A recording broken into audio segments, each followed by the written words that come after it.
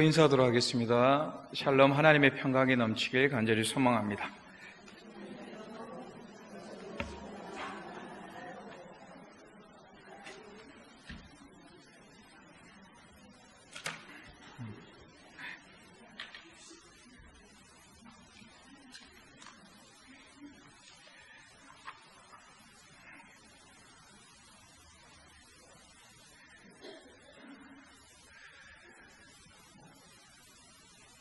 지금 화면에 이제 제 얼굴이 보이잖아요. 되게 어색.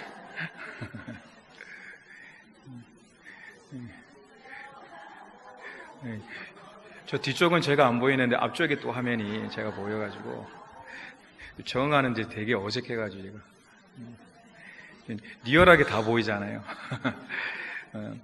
어떤 생각을 했냐면 이제 앞에 화면이 밝아지니까 잘 보이잖아요. 그래서 제가 올라올 때도 좀 더 신경을 써요, 전보다는. 이제 얼굴에 또 환하게 보이기 위해서 화장품도 좀 바르고 리쿠르즈도 좀 바르고 이제 그렇게 하고 있습니다. 그러면서 어떤 생각을 했냐면 본당의 앞에 또 조명만 달라져도 우리 생각이 달라지는데 하나님께서는 늘 예배를 성령 가운데 또 빛 가운데 우리를 지켜보시고 살펴보신다는 것을 기억하길 원합니다. 단순히 조명은 겉모습만 바라볼 수 있지만 주님께서는 심령과 심중을 보십니다. 그래서 오늘 예배는 하나님 앞에 우리의 모든 것을 내려놓고 또 정말 때로는 부끄럽지만 때로는 기쁘지만 수많은 감정이 있지만 중요한 것은 하나님께서 이 성전에 임재해 계시고 우리의 마음과 생각을 알고 계시며 우리보다 더 자세히 더 깊게 사랑하시고 보살피시고 인도하심을 믿길 간절히 소망합니다. 그 시간이 바로 예배의 시간입니다. 그래서 이 시간이 복된 시간이며 반드시 하나님을 만나시고 하나님의 음성과 능력이 있길 간절히 소망합니다. 기도하도록 하겠습니다. 하나님, 이 성전에 불러주심을 감사합니다. 우리의 심령과 마음을 잘 아시는 주님, 오늘 하나님의 음성을 듣기를 원합니다. 우리의 영과 마음이 열려있기를 원합니다. 하나님, 이 시간 영으로 온 마음을 다하여 하나님께 드려지는 귀한 예배의 시간이 될 수 있도록 축복하여 주옵소서. 특별히 제4지역이 나와 하나님께 특성으로 영광 돌렸습니다. 늘 강건할 수 있도록 도와주시고 독수리 날개처럼 오름 같은 샘을 가지고 날마다 영권을 가지고 선포하며 나갈 수 있는 귀한 사지역이 될 수 있도록 도와주옵소서. 오늘도 모든 것을 주님께 의탁합니다. 살아계신 주 예수 그리스도의 이름으로 기도합니다. 아멘. 노아의 홍수의 사건이 이제 끝났습니다. 그리고 무지개의 약속을 통하여 새로운 희망을 주셨다라고 말씀드렸습니다. 오늘은 그 위에 어떤 일이 일어났습니까? 노아의 홍수 위에 하나님께서 또 큰 복을 주셔서 민족이 생기고 나라가 생기고 또 많은 환경들이 변화되었습니다. 그러한 환경 속에서 사람들은 또 무엇을 하였나요? 오늘 바벨이라는 이러한 단어를 가지고 하나님의 말씀을 나누면서 오늘 우리가 무엇을 쌓아야 하는가, 또 무엇을 만들어야 하는가, 또 무엇을 허물어야 하는가에 대해서 말씀을 나누고자 합니다. 오늘의 제목은 따라합니다. 바벨입니다. 바벨이라는 뜻은 무엇이냐면 신의 문이라는 의미를 가지고 있고요.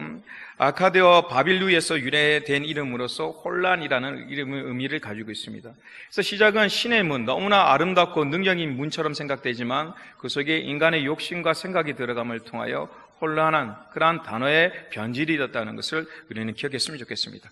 그렇다면 이 시대, 이 바벨론, 다른 말로 바벨이라는 이 시대, 이 바벨을 만들었던 이 시대 속에 어떠한 모습이 있었습니까? 먼저 대외적으로, 내적으로, 또 문화적으로 세 가지를 나눠서 얘기를 하면서 이 바벨의 시대 속에 어떠한 모습이 있었는가에 대해서 말씀을 나누고자 합니다. 첫 번째, 바벨의 대외적인 상황 속에서는요, 성경은 이렇게 얘기하고 있습니다. 1절 말씀 합독하도록 하겠습니다. 창세기 11장 1절 말씀입니다. 대외적인 상황 속에서는 성경은 이렇게 설명하고 있습니다. 같이 합독합니다. 온 땅의 언어가 하나요, 말이 하나였더라. 아멘.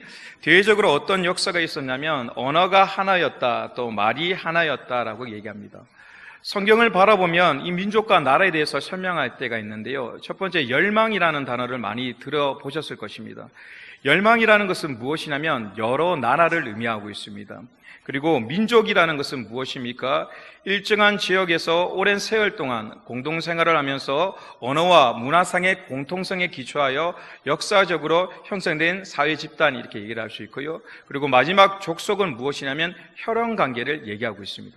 그러면 이 바벨의 시대는 어떤 시대였냐면 민족과 족속, 다른 말로 모든 사람들이 혈연관계였고 다른 말로 한 언어를 쓰는 그러한 지역과 모습이었다는 것을 우리는 기억할 수 있다는 것입니다. 언어가 하나라는 것, 말이 하나라는 것은 큰 의미가 있습니다. 우리가 해외여행을 나갈 때 많은 어려움을 겪게 되죠. 그 중에 가장 큰 것이 무엇이냐면 음식이 아닙니다. 자는 장소가 아닙니다. 문화가 아닙니다. 최초에 당하는 큰 충격이 무엇입니까? 바로 언어라는 것이죠. 언어가 되지 않아서 답답함을 느낄 수밖에 없고 또 여러 가지 한계성을 느낄 수밖에 없다는 것입니다. 예능 프로의 미운 오리 새끼라는 그 프로그램이 있습니다. 거기 보면 이 임원희, 정소경이라는 이 두 명의 배우들이 나옵니다. 두 분이 너무너무 친해가지고 이제 중국으로 여행을 둘이 단둘이 갔는데요. 이제 식당에 가서 꼬치를 먹고 싶어가지고 무엇을 먹고 싶었냐면 닭 날개를 먹고 싶었던 거죠. 그래서 중국어로서 막 이렇게 얘기를 하고 또 몸치빨치를 다 했는데 나오는 것이 무엇이 나왔냐면 닭머리 꼬치가 이렇게 나오는 거예요. 닭머리 꼬치가 나오니까 둘이서 이거 뭐 어떻게 먹냐 하면서 또 나온 거니까 또 먹기도 하고 또 안 되겠다, 한 번 더 시키자 해서 또 바디랭귀지로 막 이렇게 하면서 날개라고 얘기를 했는데 나온 것이 무엇이 나왔냐면 닭발이 나온 거예요. 몸짓발짓 다 했지만 디테일하게 나을 때는 이해를 서로 못한다는 것이죠. 날개짓을 하면 우리는 날개 아닌가라고 생각하지만 상대방에서는 다른 의미로 받아들일 수도 있는 것. 그래서 언어가 다르다는 것이 여러 가지로 너무나 불편하고 어려움을 느낄 수밖에 없다는 것이죠. 그러나 그 당시에는 어떤 상황이었습니까? 혈연관계니까 단어와 언어가 다 통일이었습니다. 가서 얘기를 하면 어느 지역에 가든 누구를 만나도 대화를 할 수 있는, 그래서 어디 가도 안전한, 더 나가서 답답함이 없는 그러한 대외적인 그러한 환경과 모습이 있었다라고 설명하고 있습니다. 또 두 번째는 내적 사항이 있었는데요. 2절 말씀을 바라보도록 하겠습니다. 2절 말씀입니다. 합독하도록 하겠습니다. 이에 그들이 동방으로 옮기다가 시내 평지를 만나 거기 거루하며. 아멘. 오늘 말씀해 보니까 시내 평지로 만나 옮기다라고 얘기하고 있습니다. 옮기다는 그러한 단어를 원어를 보면 말뚝을 뽑다라는 의미를 가지고 있죠. 다른 말로 삶의 터전을 완전히 옮겼다, 다른 말로 거주하였다라는 의미를 가지고 있습니다. 신할 평지를 이렇게 돌아보면 바둑판 모양으로 이 평지가 생겼는데요. 얼마나 평지냐면 자동차를 타고 5시간을 달려도 그 속에 작은 언덕도 볼 수 없을 정도로 이러한 평평한, 다른 말로 곡식과 곡물을 심기에 좋은 그러한 환경이었다라고 얘기하고 있습니다. 뷰도 너무나 좋았고요. 그러나 단점은 무엇이냐면 산이 없고 언덕이 없다 보니까 홍수가 날 때 막을 수 있는 것이 없어서 여러 가지 어려움이 있었다라고 얘기하죠. 그리고 돌로 된 이러한 석재, 재료들을 찾기는 좀 힘든 곳이 바로 신할 평지였지만 살기에는 너무너무 좋은 터전, 문명과 여러 가지 환경 속에는 깊은 의미를 나타낼 수 있는 환경이었다라고 말씀하고 있습니다. 오늘 TV 얘기를 좀 많이 하는데요. 정글의 법칙 혹시 아세요? 정글의 법칙. 다들 기도만 하시잖아요. 그죠? 그 정글의 법칙 보면 되게 단순합니다. 탤런트와 여러 가지 가수나 수많은 연예인들이 모여가지고 밀림 오지에 이렇게 갑니다. 그러면 그 속에서 호텔이나 이러한 거주지를 주는 것이 아니라 밀림 속에서 때로는 불 없이, 때로는 도구 없이 생활하게 이렇게 하는 프로그램이죠. 단순히 그들을 보면 복잡하지 않습니다. 내리자마자 무엇을 찾냐면 물을 찾아야 되죠. 그리고 먹을 것을 찾아야 합니다. 그리고 먹고 난 뒤에 사투를 벌리고 나면, 또 시간이 지나면 먹고 나면 또 음식을 찾아야 되고, 그러한 상황이라는 것이죠. 다른 말로 음식을 찾는다는 것, 그것이 해결되지 못하면 아무것도 할 수 없는 것이죠. 아침을 먹고 나면 또 먹을 것을 챙겨야 되는, 다른 문화나 취미생활, 여가생활을 전혀 할 수 없는 것이 바로 삶의 터전이 없는 삶이라는 것이죠. 근데 오늘 말씀에는 터전을 옮기니까, 평지가 되니까 어떻게 되었습니까? 집도 만들고 거주지가 되면서 문화를 피울 수 있고 여가 시간을 생각할 수 있는, 취미생활을 보낼 수 있는 그런 환경적인 요소가 아름답게 변화되었다는 것이죠. 그래서 문화시설을 느끼고 서로 만날 수 있고 다가를 나눌 수 있는 삶의 여유를 얻을 수 있었던 장소와 환경이 바로 바벨 시대의 문화와 모습이었다는 것이죠. 또 오늘 말씀에 보면 이러한 외적 내적 사항을 떠나서 문화적으로도 활발한 사항이 되었는데요, 3절 말씀을 바라보도록 하겠습니다. 3절 말씀입니다. 합독합니다. 서로 말하되 자 벽돌을 만들어 견고히 급자하고 이에 벽돌로 돌을 대신하여 역청으로 진흙을 대신하고. 아멘. 단순히 벽돌을 만들었다, 그 수준을 넘어서서 불을 활용할 줄 알았다라고 얘기하고 있죠. 활용해서 그냥 짓는 것만 끝나는 것이 아니라 문화적으로 불을 활용할 수 있는 시대가 되었다라고 말씀하고 있습니다. 제가 군에 있을 때 IMF가 터졌는데요, 그러니까 어떤 일이 되었냐면, 돈가스는 튀기는 음식일까요? 삶는 음식일까요? 네, 튀기는 음식이죠. 근데 기름을 아껴야 된다 그래서 돈가스가 삶아져서 나왔었어요. 그러니까 음식이 튀겨야 할 것들이 다 삶아져서 나왔는데요, 상상 초월이에요. 한번 돈가스를 삶아서 드셔보세요. 쪄서. 이게 말이 그냥 돈가스지 상상한 맛이 아닌 거예요. 이게 먹을 수가 없는 거예요. 군인들은 웬만하면 다 먹거든요. 그런데 다 쪄서 나오기 시작하는 거예요. 튀길 수가 없는 거예요. 그 시대는 아시죠? 정말 어려운 시대였잖아요. 그러니까 군부대에서도 훈련도 많이 없어지고 먹는 것까지 기름 든다고 해서 그것도 없어져서 삶는 그런 상황이 되었죠. 그래서 튀긴다는 거, 그거 쉽게 생각했는데 튀길 음식을 삶아 먹으니까 정말 먹을 수 없는 음식인 것이죠. 근데 이 시대에 어떤 역할이 되었습니까? 불의 활용이 일어난다는 것은요, 음식과 여러 가지가 다양한 문화, 다른 말로 전에는 맛볼 수 없었던 것들을 맛볼 수 있는 그런 환경이 되었다라고 말씀할 수 있는 것이죠. 다른 말로 바벨의 시대는 어려운 시대가 아니라 하나님의 풍성한 은혜를 받았고 대외적으로나 문화적으로나 가정적으로나 여유가 생겼던 그러한 시대의 모습이었다는 것입니다. 그런데 이러한 축복의 시대 속에서 그들은 무엇을 하였습니까? 오늘 말씀을 보도록 하겠습니다. 무엇을 하였습니까? 3절과 4절 말씀을 합독하도록 하겠습니다. 서로 말하되 자 벽돌을 만들어 견고히 급자하고 이에 벽돌로 돌을 대신하여 역청으로 진흙을 대신하고, 또 말하되 자 성읍과 탑을 건설하여 그 탑 꼭대기를 하늘에 닿게 하여 우리의 이름을 내고 온 지면에 흩어짐을 면하자 하였더니. 아멘. 그들이 하였던 일은 무엇이었습니까? 예배를 드린다든지 아니면 선교를 한다든지 그런 문화가 아니라 자신의 탑을 세웠다, 그리고 건물을 세웠다, 그 다음에 이러한 벽돌로 집을 지었다라고 설명하고 있습니다. 단순히 벽돌을 굽고 성을 만들고 탑을 세우는 것은 당연한 문제지 않습니까? 그럴 수 있는 것입니다. 이 탑을 세운다는 것은 여러 가지 의미가 있기 때문이죠. 그 나라의 문명시설과 수준을 알기 위해서는 무엇을 보냐면 제일 큰 건물, 제일 높은 건물이 몇 층이냐나 그것을 알면 그 당시의 문화를 알 수 있다라는 상징적인 의미가 있다는 것이죠. 탑을 조사하면서 제가 새로운 사실을 좀 알았는데 저만 아는 사실인지 모르겠습니다. 63빌딩이 아시죠? 63빌딩은 몇 층입니까? 예? OX 문제를 한번 내고 싶은데요. 63빌딩이 60층일까요? 아니면 63층일까요? 결론은요, 층수는 60층입니다. 그리고 이름은 63빌딩이 되었습니다. 이유가 뭘까요?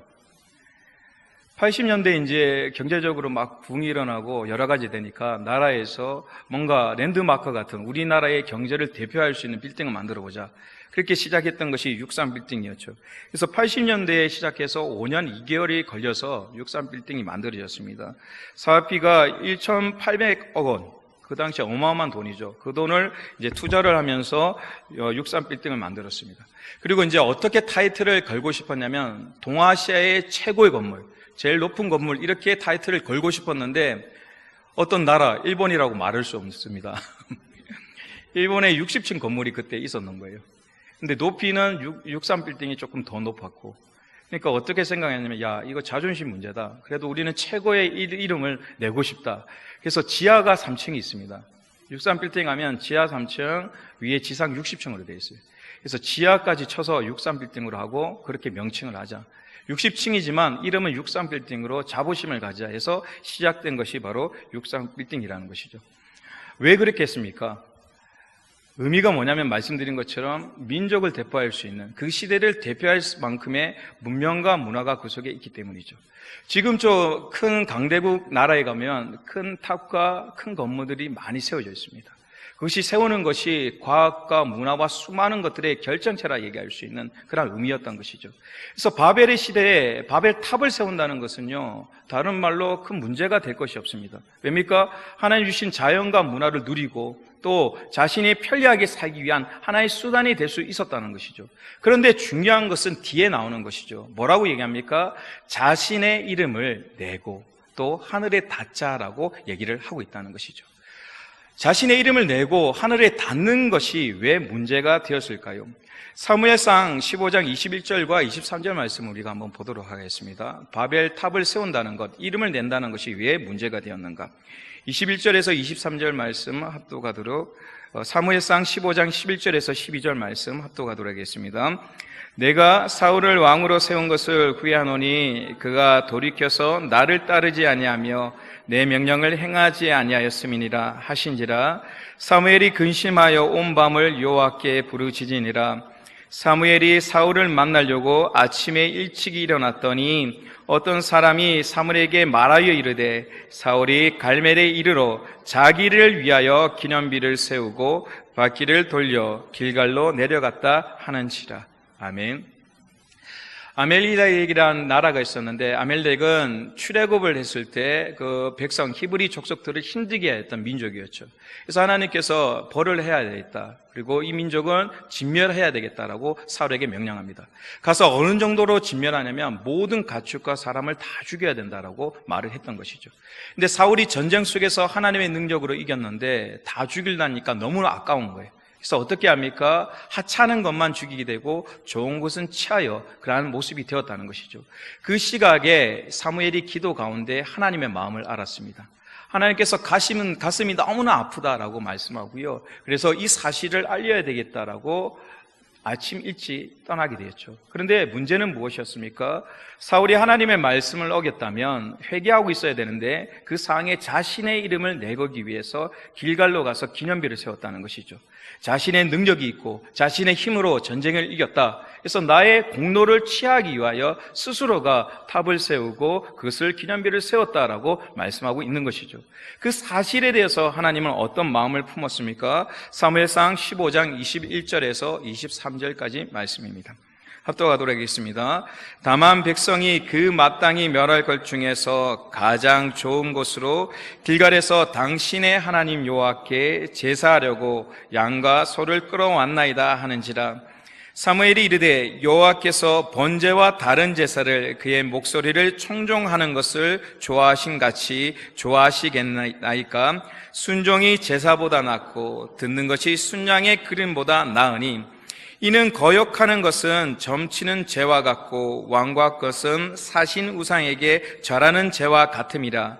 왕이 여호와의 말씀을 버렸으므로 여호와께서도 왕을 버려 왕이 되지 못하게 하셨나이다 하니. 아멘. 자신의 이름을 내걸었다는 것은 무엇이냐면 하나님의 말씀에 순종치 않겠다는 의미라는 것이죠. 내가 더 이상 하나님의 말씀보다 나의 이익과 나의 명예와 나의 생각이 더 중요하다는 의미를 가진다라는 의미가 탑이었다는 것이죠. 다른 말로 자신의 이름을 내걸었다는 것입니다. 하나님의 모든 은혜였는데도 불구하고 자신의 유익과 자신의 생명과 자신의 시간들이 자신으로부터 나온다라는 의미가 바로 자신의 이름을 내거는 삶이었다는 것입니다. 하나님께서는 그 사실을 보시고 뭐라고 얘기하냐면 탑을 세우는 것보다 무엇이 더 아름답다고요? 하나님의 말씀에 순종하는 것. 어떤 탑과 건물보다, 어떤 화려한 문화와 환경보다 하나님의 말씀에 순종하는 그 자세를 너무너무 사랑하고 원한다. 다른 말로 말씀을 어긴다는 것은 단순히 어기는 것이 아니라 오늘 말씀에 뭐라고 얘기합니까?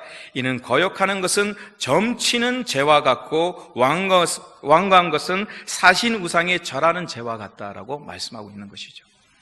오늘 이 말씀은 우리가 각인되어야 할 문제라는 것입니다. 하나님께서는 단순히 말씀을 알고 순종치 않는 것은 그냥 순종치 않구나라고 생각하는 것이 아니라 마음을 아파하시면서 우상, 다른 말로 하나님께서 가장 싫어하는 것을 하는 큰 죄라고 생각하고 있다는 것입니다. 이들은 바벨 탑을 세우면서 야, 화려하다, 너무너무 멋있다, 아름답다, 훌륭하다, 우리는 이 일을 할 수 있다, 그리고 우리의 이름을 내걸자라고 생각하고 그 일을 감당하였지만 하나님의 입장에서는 눈물을 흘릴 수밖에 없는, 그 탑이 하나하나 올라갈 때마다 하나님의 마음은 찢어간다는 것이죠. 불순종의 죄의 벽돌이 하나 올라갔고 거짓의 죄악의 벽돌이 올라가는 그러한 삶과 모습이 되었다라고 말씀하고 있는 것입니다. 오늘 이 말씀을 비추어 우리의 삶을 돌이키기를 간절히 소망합니다.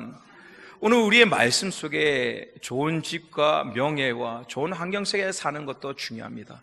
그러나 오늘 내 삶 속에 불순종의 탑을 쌓고는 있지 않는가? 내가 말씀을 알면서도 환경을 탓하고 때로는 나의 모습을 탓하면서 말씀에 순종하지 않고 심지어는 순종하는 그 자체를 포기하고 살아가지는 않고 있는가?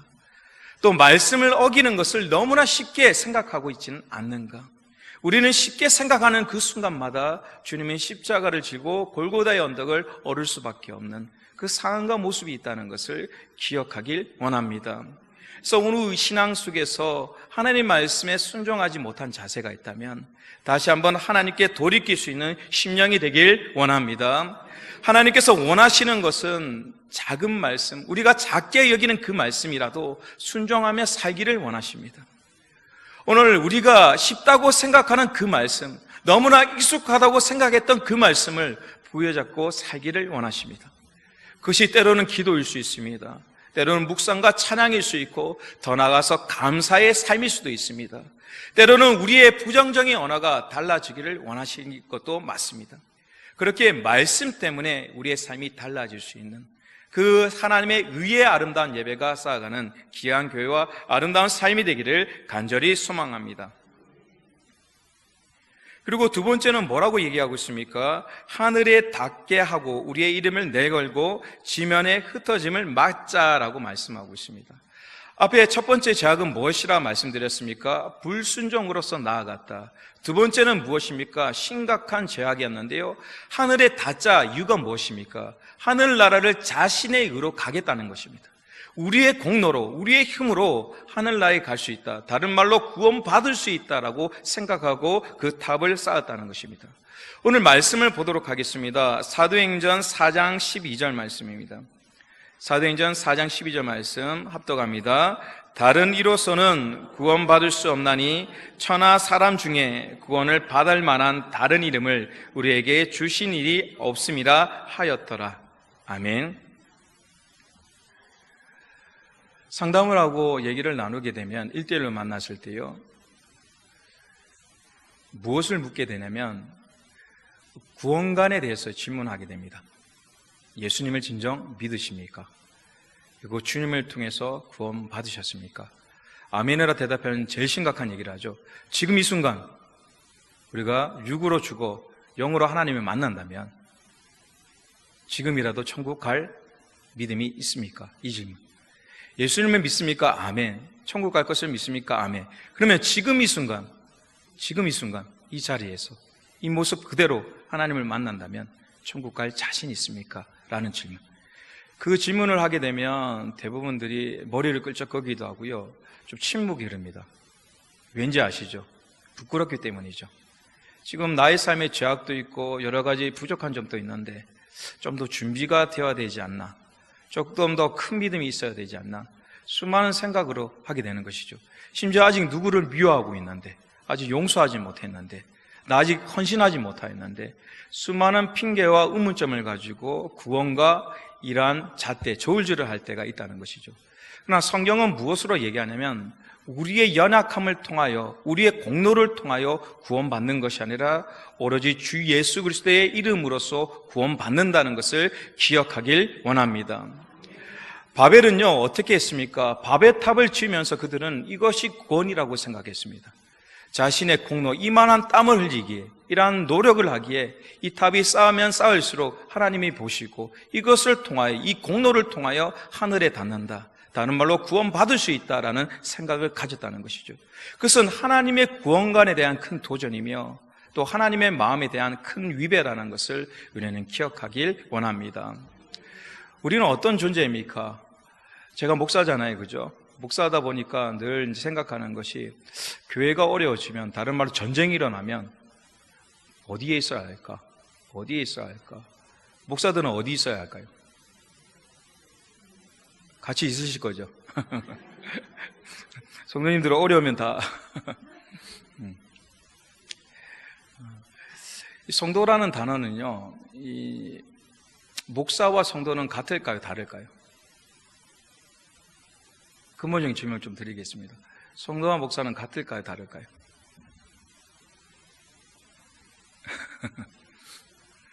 결론부터 얘기하면요, 같습니다. 하는 일이 다를 뿐이지 성도와 목사는요, 하나님 보시기에 성도일 뿐입니다. 다른 말로 하나님의 자녀일 뿐이라는 것이죠. 그래서 연약함을 서로 가지고 있고 그것을 위하여 서로 기도하는 것이고 때로는 용서하는 것이고 끈알아주는 그런 삶이 필요한 것이죠. 저 스스로도 이제 목사이기 때문에 믿음이 있지 않겠냐라고 생각했는데 몇 주 전에요, 한 3주 전이었는가, 이 새벽에 시간대 이렇게 집을 이제 사택을 나와서 이렇게 뿌리방 근처에 이 돌담이 있지 않습니까? 지나치면 있는데 흰색 티슈 한 장이 벽에 이렇게 붙여져 있는 거예요. 티슈 한 장. 그런데 이 티슈가 왜 눈에 딱 끌냐면 피투성이 티슈 있잖아요. 피가 엄청 묻어 있는 티슈가 딱 있는 거예요. 그러니까 마음속에서 이거 거의 교인들이 가다가 보면 걱정할 수도 있고 마음이 두려움이 생길 수 있겠다라고 생각해서 제가 이렇게 휴지를 이렇게 티슈를 이렇게 잡았죠. 이렇게 떼가지고 이 티슈에 알겠죠? 이렇게 붙여있는 걸 이렇게 떼서 있는데 문제가 뭐냐면 피투성이라 그랬잖아요. 이거 몸에 묻으면 큰일 날 것 같아가지고 이렇게 잡고 제가 정말 조심조심 이렇게 갔거든요. 근데 바람이 휙 불면서 어떻게 되냐면 이 종이가 이렇게 되는 거예요. 그 피가 어떻게 됐다고요? 손에 다 묻은 거예요, 제가. 너무 놀래가지고 뛰기 시작한 거죠. 뛰기 시작해서 화장실 가서 그 티슈 버리고 손 씻고 막 했는데 머리에 오만 생각이 드는 거예요. 이게 도대체 뭘까? 피는 확실한데 이게 어떤 피인지도 모르고 요즘 세상이 바이러스부터 해가지고 오만 때만 수많은 것들이 있는데 이름 모를 병명도 많은데 이거 큰일 났다, 이거 어떻게 하지 하면서 손 씻고 막 하면서 예배를 드리는데 주여 하고 예배 드리는데 또 티슈가 막 생각나는 거예요. 이 묻었던 이 머리가 쭉 빗었던 그 생각들. 또 기도하면서 하나님이 아직 젊은데 해야 할 일도 많은데 생각하면서 이제 또 기도하다가 또 티슈가 생각나는 거예요.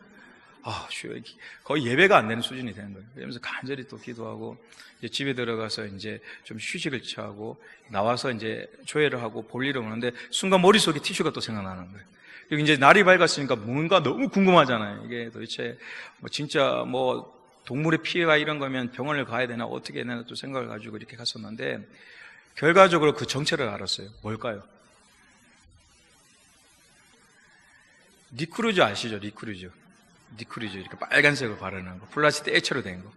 그걸 누가 벽에 깨놨더라고요. 이렇게 탁 던져가지고. 그리고 그것이 이제 파편이 터졌는데 장난인지 뭔지 모르겠지만 그 위에 티슈를 올려놓은 거예요. 근데 객관적으로 볼 때 그것이 피처럼 이렇게 보였던 것이죠. 그거 아는 순간에 제가 얼마나 후회 섞기를 하고 그래서 제가 돌아오면서 제 믿음을 그렇게 했죠. 마음속에 나의 목사의 믿음, 백지호 목사의 믿음은 티슈 한 장의 믿음이구나. 티슈 한 장입니다. 그 티슈 한 장 그 짧은 시간이었지만 내 마음과 생각을 막 뒤흔들었거든요. 걱정이 되고 어떻게 될까? 한 장이었어요. 아무것도 아니었어요. 티슈 한 장. 티슈 한 장에 피가 묻어있다는 착각을 하니까 그거 가지고 아무것도 할 수 없는 목사였잖아요. 상식 생각하면 기도하면 되지. 말씀을 더 의지하면 되지. 그 순간보다 그렇게 또 하는 순간에 또 불현듯 이게 뭐지? 그 느낌, 그 생각들이 밀어닥치는 것이죠. 그래서 제가 생각했던 믿음, 정말 반성하며 회개하며 느꼈던 것이, 목사지만 내 믿음이 정말 연약하구나. 하나님 보시기에 티슈 한 장의 믿음도 내가 안 되는구나. 그런 생각을 하는 계기가 되었습니다. 오늘 우리의 믿음은요, 크지 않습니다. 생각보다. 넓지 않습니다. 생각보다. 신앙의 연수만큼 내가 성장한 것처럼 생각되지만, 어떤 면에서는 티슈 한 장 때문에, 때로는 어떤 사건 하나 때문에, 때로는 어떤 단어 하나 때문에 우리의 믿음과 생각이 흔들리는 그러한 존재라는 것을 우리는 기억하길 원합니다. 그래서 오로지 구원은요, 예수님의 은혜와 그 이름 외에는 방법이 없는 것입니다.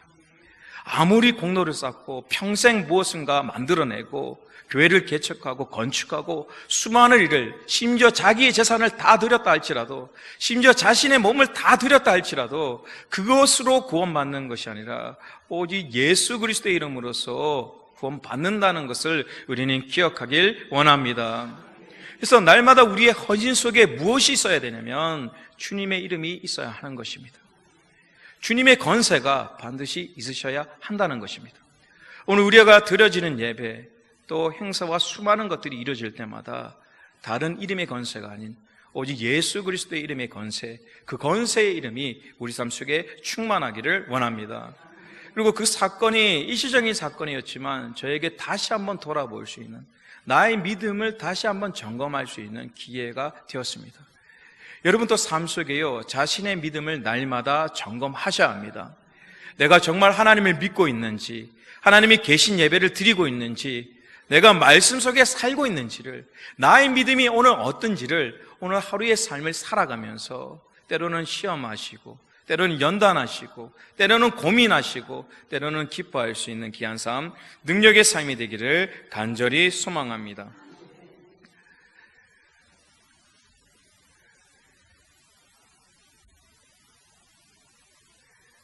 육 절 말씀을 합독하도록 하겠습니다. 6절 말씀입니다. 합독합니다. 여호와께서 이르시되 이 무리가 한 족속이요 언어도 하나이므로 이같이 시작하였으니 이후로는 그 하고자 하는 일을 막을 수 없으니라. 아멘. 쉽게 읽지만요, 이 장수는 다시 한번 심각하게 좀 읽으셔야 합니다. 마지막 후렴 부분, 뒤에 있는 마지막 부분 때문인데요. 한번 읽어보도록 하겠습니다. 6절 말씀 다시 한번 시작. 여호와께서 이르시되 이 무리가 한 족속이요 언어도 하나이므로 이같이 시작하였으니 이후로는 그 하고자 하는 일을 어떻게 할 수 없다고요? 이를 막을 수 없다라고 말씀하고 있습니다. 하나님이 막을 수 없는 일이 있나요? 저는 없다고 봅니다. 하나님께서는요, 할 수 없는 일은 없습니다. 그런데 당신 하나님께서 뭐라고 표현하냐면 막을 수가 없다. 더 이상 막을 수가 없어 라고 얘기하는 것이죠. 주일날 청년 하나가 와서 상담을 좀 하고 싶습니다라고 얘기하는데 막 우는 거예요. 막 우는 거예요. 왜 우냐? 한참 좀 또 울고 있는데 물어보기가 그래서 우는 걸 그냥 다독거리고 옆에 있었어요. 그리고 물어봤습니다. 왜 우냐? 동생 때문에 운대요. 저는 그 울음과 그 상황 정도면 어떤 수준이 돼야 되냐면 자기 동생이 암이 걸리든지 아니면 교통사고가 나가서 사경을 헤매야 될 정도로 그렇게 심각한 문제라고 저는 생각했어요. 얼마나 흐느끼 우는지. 남자가 우는 거 쉽지 않거든요. 그런데 그 상황에서 흐느끼 운다는 것, 그래서 정말 심각한 문제구나라고 생각했는데, 그래서 도대체 뭐냐 그러니까 동생 때문에 우는데 동생이 신앙생활 잘했으면 좋겠는데 잘 하지 못해서 가슴이 아파 운다라고 얘기하는 거죠. 그 말이 굉장히 충격적이었어요, 저한테. 무슨 큰 일이 일어난 것이 아니라 자신의 동생이 신앙생활을 온전히 하지 못한 것 때문에 가슴이 아파서 운다.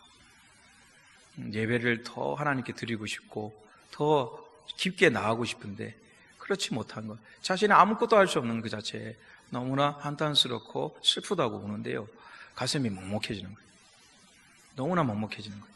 그래서 뭐라고 위로했냐면 하나님이 아실 거라고, 형의 눈물을 알 거라고, 우리는 할 수 없지만 하나님께서 하실 줄 믿고 또 그 동생에 대한 사랑을 하나님께서 너무너무 기억하실 거라고, 그래서 포기하지 말고 기도하자, 그리고 하나님께서 돕는 그 역사를 우리가 바라보자 라고 위로는 했지만요, 그 여운이 참 남는 거예요.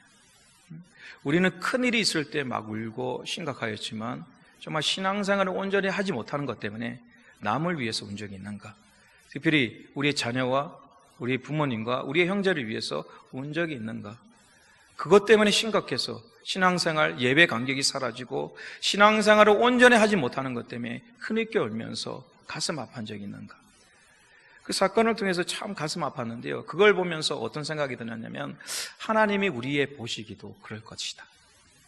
하나님 보시기에 우리도 자녀처럼 살기를 원하셨고 믿음대로 살기를 원하는데 그렇지 못할 때마다 하나님께서 가슴 아파하시며 한없이 눈물을 흘릴 수밖에 없는 그 사건은 이사야에 이렇게 말씀을 다루고 있습니다. 하나님의 말씀, 우리의 죄악과 돌아오지 못하는 그 모습을 바라볼 때마다 이사야 1장 4절에서 6절까지 말씀입니다. 합독하도록 하겠습니다. 슬프다 범죄한 나라요, 허물어진 백성이요, 행악의 종자요, 행위가 부패한 자식이로다. 그들이 여호와를 버리며 이스라엘의 거룩한 신 이를 만홀히 여겨 멀리하고 물러갔도다. 너희가 어찌하여 매를 더 맞으려고 폐역을 거듭하느냐? 온 머리는 병들었고 온 마음은 피곤하였으며 발바닥에서 머리까지 상한 곳이 없이 상한 것과 터진 것과 새로 맞은 흔적뿐이거늘 그것을 짬에 부드럽게 함을 받지 못하였도다. 아멘. 울컥할 수밖에 없는 것은 무엇이냐면요, 상한 곳이 없대요. 머리부터 발바닥까지 상한 것이 없는데도 불구하고 부모의 마음에는 그걸 싸매서 고쳐주고 싶은데도 불구하고 때릴 수밖에 없는 그 상을 또 만들어내는 그 상, 더 이상 때릴 것도 없는 그러한 모습, 어떻게든지 끌어안고 약을 발라주고 싸매줘서 회복시키고 싶지만 그렇지 못한 마음, 이것이 무엇입니까? 영적으로 그렇다는 것입니다. 오늘 우리의 삶에 우리가 영적으로 많은 피곤함을 느끼고 또 때로는 믿음을 상실해가고 때로는 기쁨과 감사가 상실해갈 때, 심지어 하나님이 계십니까? 라고 반문할 때 하나님께서는 그 영혼을 끌어안아 주시고 회복시켜 주시기를 간절히 소망하십니다. 근데 그들은 뭐라 그럽니까? 그래서 예배의 자리, 하나님 말씀의 자리, 은혜의 자리로 나오라고 아무리 설명해도 더 고통의 자리로 갈 수밖에 없는 그 상황, 그 상황을 보시면서 주님께서 뭐라고 말씀하냐면 더 이상 막을 수 없다라고 말씀하셨습니다. 그리고 더 이상 막을 수 없기에 마지막 단계의 방법인 최후의 사랑을 보여주셨습니다. 그 사랑이 무엇입니까? 예수 그리스도의 십자가의 사랑이라는 것을 기억하길 원합니다. 더 이상 폐역한 이들 때릴 수도 없을 정도로, 더 이상 맞을 수도 없을 정도로 피투성이가 된 우리를 바라보시면서 그렇다면 내가 그 매와 그 짐을 짊어지겠다라고 표현하신 것, 그래서 예수 그리스도의 십자가를 하나님의 사랑의 확증이라고 말씀하고 있다는 것입니다. 오늘 우리의 상황 속에서 하나님 보시기에 어떨까요? 우리의 민족과 우리 교회와 우리의 삶이 하나님께서 축복한다, 사랑한다, 보고 싶다, 안고 싶다, 그런 축복의 선언을 하십니까? 푸념하면서 한탄하시면서 눈물을 흘리면서 더 이상 막을 수 없구나라고 표현하고 계십니까? 오늘 이 단어를요, 우리 사순절과 이 묵상의 시기 속에 깊게 우리가 나아가기를 원합니다. 정말 내가 날마다 하나님을 이기려고 노력해서 하나님께서 더 이상 막을 수가 없다라고 표현을 하고 계신지, 아니면 우리의 삶을 돌아보면서 순종의 아들이다, 하나님의 자녀이다 자랑하고 계신지, 오늘 우리 심령을 돌이키면서 이 말씀에 우리 심령과 마음을 비추면서 진정으로서 회개하고 묵상할 수 있는 귀한 심령이 되길 원합니다. 다음 텀에 이제 나머지 말씀을 드리고요, 바벨 시대에 대해서 마무리를 짓도록 하겠습니다. 바벨의 시대는요, 어려운 시대는 아니었습니다. 홍수의 그 사건 이후에 많은 민족이 편성되게 되었고 언어가 같았고 문화적으로 내적으로 여유를 가질 수 있는 그러한 삶이었습니다. 그러나 그 삶 속에서 하나님께 감사하고 나은 것이 아니라 자신의 이름을 내걸고 더 나아가서 말씀에 불순종하며 자신의 능력으로 구원받을 수 있다는 그 단계를 걸어갔다는 것이죠. 그것을 볼 때 하나님께서 한탄하시며 너무너무 슬퍼하는 그 마음과 생각이 오늘 나왔던 배경이라는 것입니다. 오늘 이 말씀이 우리 삶 속에 비교하시고 또 말씀을 새겨서 오늘 나의 삶이 바벨을 쌓아가는, 바벨탑을 쌓아가는 인생은 아닌가, 하나님 보시기에 내 인생의 날마다 한 시간 하루하루 가고 있는데 하나님께 축복받는, 인정받는 삶인가? 아니면 나 스스로는 만족하고 있지만 영적으로는 바벨 탑을 쌓아가고 있는 삶은 아닌가? 그것을 냉철하게 말씀에 비춰볼 수 있는 귀한 삶, 능력의 삶이 되기를 간절히 소망합니다. 기도하도록 하겠습니다.